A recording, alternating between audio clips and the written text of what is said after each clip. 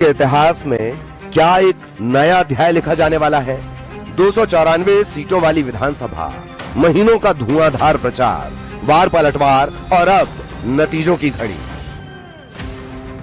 जब ईवीएम खुलेगी तो सिर्फ हार जीत तय नहीं होगी, बल्कि यह तय होगा कि बंगाल दीदी के साथ है या परिवर्तन की उस लहर के साथ जिसे बीजेपी ने एक तूफान बनाने की कोशिश की है।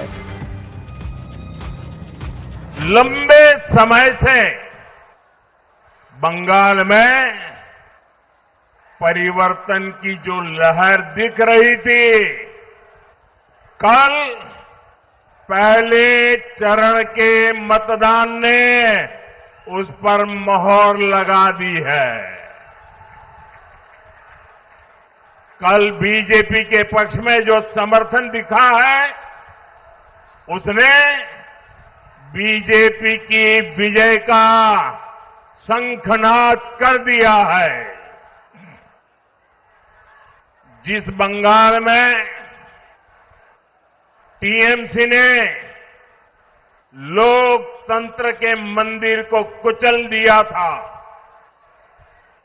अपनी तानाशाही से लोकतंत्र के मंदिर को खंडित कर दिया था, उस बंगाल में पहले चरण में जनता ने लोकतंत्र के मंदिर का पुनः निर्माण कर दिया है।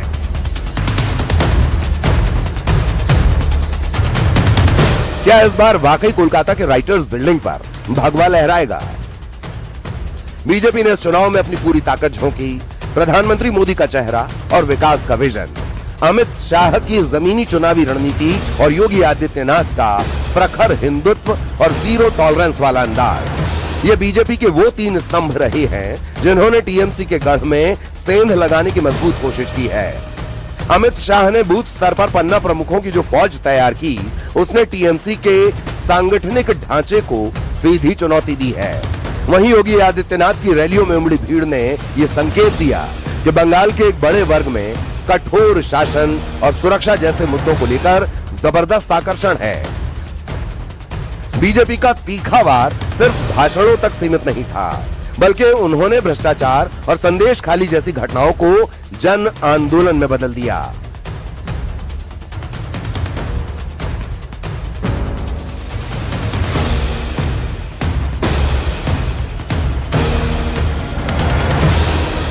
भारत की संस्कृति की आत्मा कही जाने वाले भारत के राष्ट्रवाद की इस धरती को टीएमसी ने तुष्टीकरण की धरती बना करके रख दिया है, लूट खसोट की धरती तर्क बना के रख दिया है, अराजकता की धरती बना करके रख दिया है।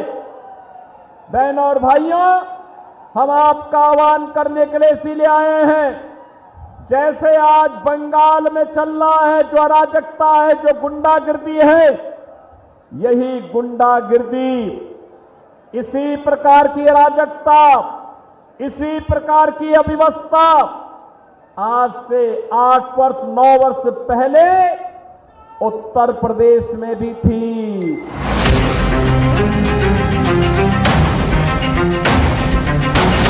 अगर इस बार बंगाल में सत्ता का तख्ता पलट होता है तो इसके पीछे 3 बड़े कारण हो सकते हैं। 15 सालों का टीएमसी का शासन, भ्रष्टाचार के आरोपों और स्थानीय नेताओं की दबंगई ने ग्रामीण बंगाल में खामोश गुस्से को जन्म दिया है। बीजेपी ने सीएए, घुसपैठ और तुष्टीकरण के मुद्दों को फ्रंट फुट पर रखकर हिंदू वोटों को एकजुट करने की कोशिश की है। ममता बनर्जी का सबसे बड़ा किला महिलाएं रही हैं, लेकिन बीजेपी ने लखपति दीदी जैसी योजनाओं और सुरक्षा के वादे के जरिए संदेश खाली जैसी घटनाओं के बाद इस वोट बैंक में बड़ी दरार डालने का दावा किया है। मित्रों, एक बंगाल की मुख्यमंत्री जी अफवाह फैला रही हैं कि बंगाल में अगर भाजपा का शासन आया तो बाहरी लोग शासन करेंगे। मैं दीदी को बताना चाहता हूं, दीदी बंगाल का अगला मुख्यमंत्री बंगाल में ही जन्म लेने वाला बंगाली मीडियम में पढ़ा लिखा और बंगाली बोलने वाला होगा। इतना ही है कि आपका भतीजा नहीं होगा, वो भारतीय जनता पार्टी का कार्यकर्ता होगा।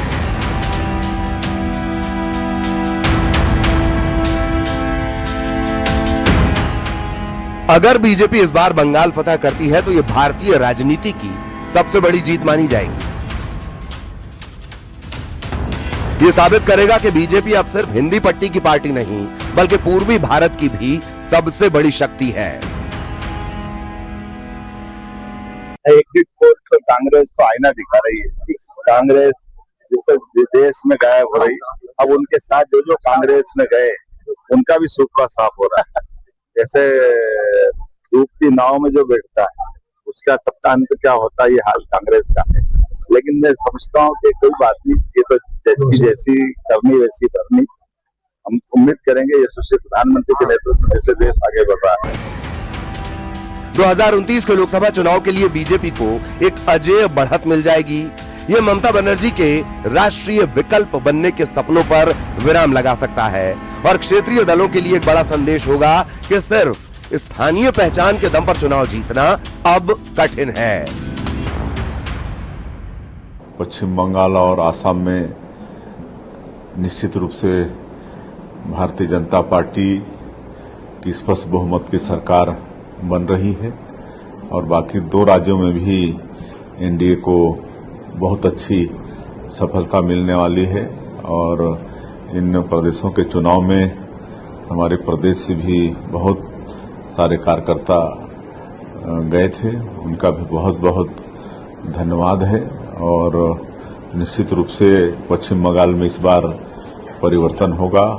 हम स्वयं भी वहां पर गए हुए थे पश्चिम बंगाल और वहां पर परिवर्तन की एक लहर चल रही थी। हालांकि एग्जिट पोल्स में बीजेपी का पलड़ा भारी जरूर दिख रहा है, लेकिन बंगाल की राजनीति में दीदी को कम आंकना हमेशा जोखिम भरा रहा है। क्या इस बार मोदी मैजिक बंगाल के मन को पूरी तरह बदल चुका है या ममता का मां माटी मानुष का नारा एक बार फिर भारी पड़ेगा? Bureau report, news 18।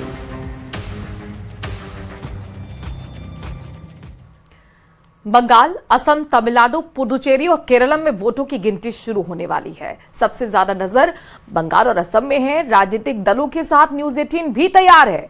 न्यूज 18 के लाइव रिजल्ट अब से सबसे तेज नतीजे देखिए।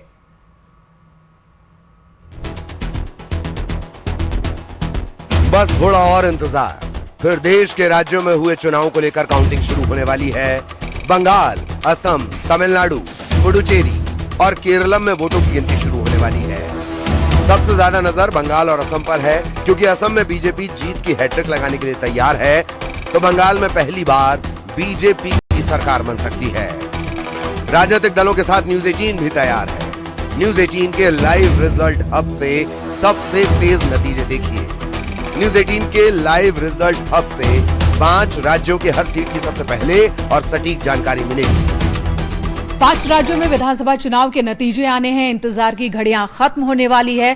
पूरे देश की निगाहें इन नतीजों पर होगी, तो हमने भी एक बड़ी तैयारी की है ताकि एक एक जानकारी अपने दर्शकों को उपलब्ध करवा सके और इसकी एक बड़ी जानकारी हम आपको देंगे। बड़ी तैयारी यहां आप देख सकते हैं। अनिल को बोलूंगी, दिखाएं जरा। ये हमारा लाइव रिजल्ट हब है, जहां पर ये जितने भी कंप्यूटर आप देख रहे हैं, जितने भी सिस्टम आप देख रहे हैं, अलग अलग स्टेट के लिए कई सिस्टम्स अलॉट हैं और इन सभी सिस्टम पर सॉफ्टवेयर के जरिए हम लाइव अपडेट आपको सबसे पहले देंगे। नतीजों से पहले बंगाल में सियासी तपिश भारी है। दावे और आरोपों का दौर जारी है। काउंटिंग से पहले बीजेपी ने टीएमसी पर बड़ा आरोप लगाया। बीजेपी ने टीएमसी पर बर्धमान में ईवीएम स्ट्रांग रूम में घुसपैठ की कोशिश का आरोप लगाया है। बीजेपी नेता अमित मालवीय का आरोप है कि कोलकाता का ड्रामा सिर्फ एक मोहरा है। असली खेल तो बर्धमान में ईवीएम स्ट्रांग रूम में घुसपैठ की कोशिश थी।